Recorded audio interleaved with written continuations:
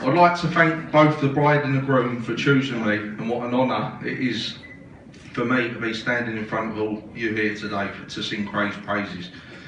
I'd like to start by saying how radiant Sarah looks, every bit of the blushing bride.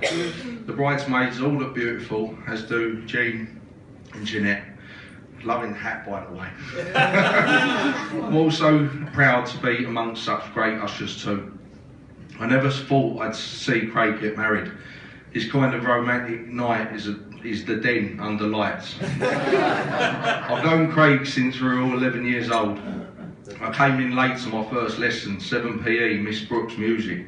Met by 3 jokers sniggering at me as I came in looking like Will off the In-Betweeners. These 3 were Chris Harrison, James Muir and Craig. I knew they were going to be a good laugh. No one can wind people up so innocently like Craig, especially in the case of Peter Byrne, a weird loner who used to read his paper under the table in class. Simple questions like, what's your book like, Pete? Or how'd Chelsea get on after a heavy defeat was enough to tip him over the edge?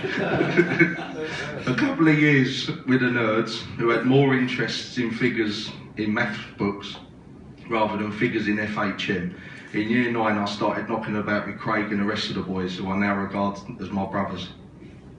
Cater Park, Beckenham Rec, on the old Supertenants, in 2020, the Thunderbirds for the tarts who couldn't handle the Tramps drink, and not forgetting Pell's Garage, Wayne's House parties, and lock-ins up the Kent House, where many memories were made.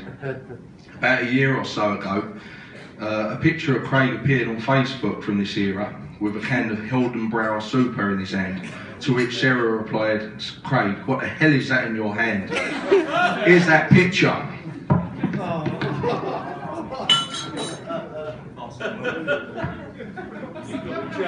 Oh dear.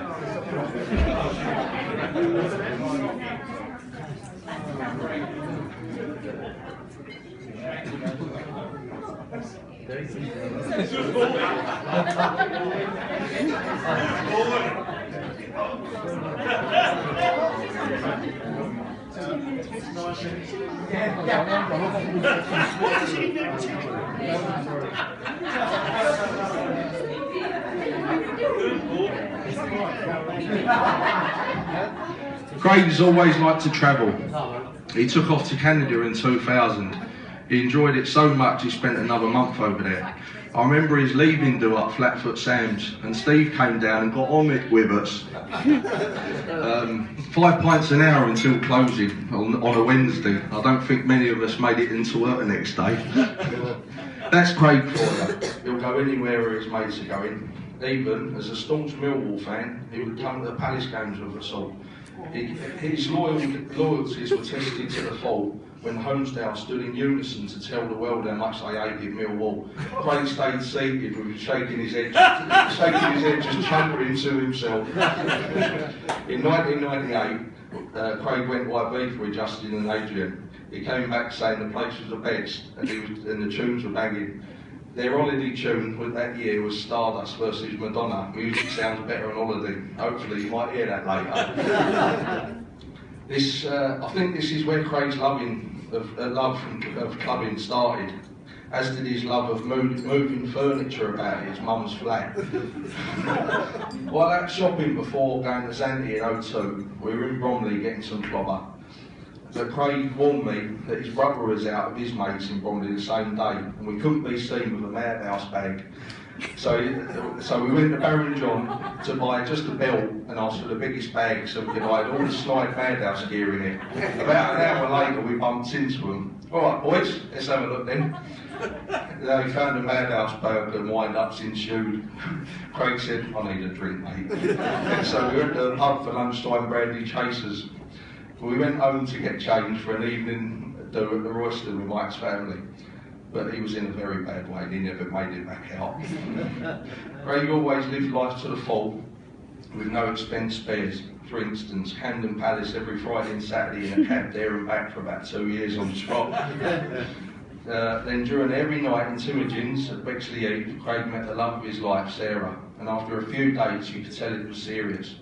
Away went the New York Yankees caps and the crew cut, replaced with a modern waxed up look, designer stubble and a trip up Harley Street for a nose job.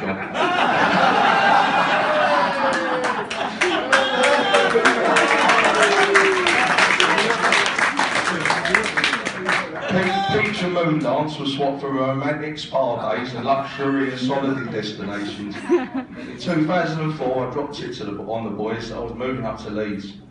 After a night at Pauline Arms, we were walking back to Beskar Babbitt Blockhouse, and old Craig was filling up, asking, well, why am I leaving? You're my best mate. But I assured him I'd still be down as much as I could. The first time I took Angie out to meet Sarah and Craig, we went up to Leicester Square. Sarah came out with the shortest skirt ever in February. And every minute, all you kidding up was, Sarah, pull that skirt down. We saved the queue while waiting for a table at Chiquino's, and they hit it off with hands straight away. At our table, the drinks carried on flowing, including tequila. As Craig picked up his glass, I reminded him, don't you want some lemon and salt with that, mate? He says, nah, I'll be right. Then he downed it and spat it all over us, with his throat on fire. This made it worse by Sarah ramming about 10 jalapenos in his gob.